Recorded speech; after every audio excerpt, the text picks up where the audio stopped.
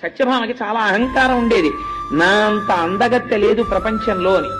ఒకసారి కృష్ణ భగవానుడు అనుకున్నారు, సత్యభామ యొక్క అందమునందు ఆవిడకున్నటువంటి అతిశయమును పోగొట్టాలి అని. అందుకని కృష్ణ భగవానుడు చతురుడు కనుక ఆయన హనుమతి కబురు చేశారు. గరుడు వెళ్లి చెప్పారు, కృష్ణుడు నిన్ను దర్శనానికి రమ్మంటున్నారు. కృష్ణుడితో మాకేం పని, మేము రామదర్శనం అయితేనే చేస్తామన్నారు. కృష్ణుడు రాముడే పిలుస్తున్నాడని మళ్ళీ కబురు చేశారు. ఇందులో అంతర్భాగంగా గరుడ గర్వభంగం కూడా చేశారు ఆయన.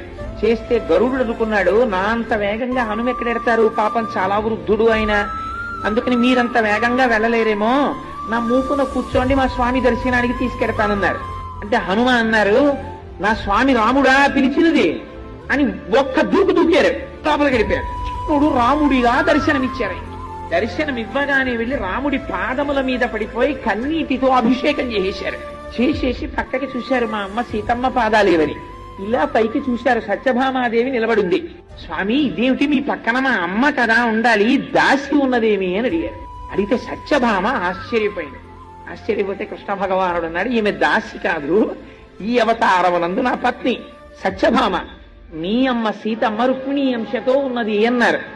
అప్పుడు సత్యభామకు అర్థమైంది. అప్పుడు కృష్ణుడు అన్నారు, నువ్వు లోపలికి వచ్చేటప్పుడు హనుమా నిన్నెవరూ అడ్డగించలేదా అన్నారు. అడ్డగించకే స్వామి, మీరు అలా అంటే గుర్తొచ్చింది, ఎవరో సుదర్శన చక్రంట, నువ్వెలా లోపలికెడతావన్నాడు, స్వామి మింగిశాను అడ్డొస్తోందని. ఉండండి, మీరు అలా అన్నారు కాబట్టి వదిలేస్తాను బయటికని గభాలను త్రేణుకు త్రేయించి పక్కన పారేశారు. అప్పుడు సుదర్శన చక్రానికి కూడా గర్వభంగం అయింది. అప్పుడు వచ్చాడు గరుత్మంతుడు.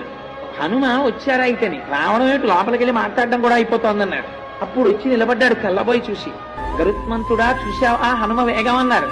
నన్ను మించిన వేగం లేదనుకునేవాడిని స్వామి, ఇంతమందికి ఏకకాలమునందు పాఠం చెప్పేశారు. గరుత్మంతుడికి గర్వభంగం అయిపోయింది, సుదర్శనుడికి గర్వభంగం అయిపోయింది, సత్యభామకి గర్వభంగం అయిపోయింది.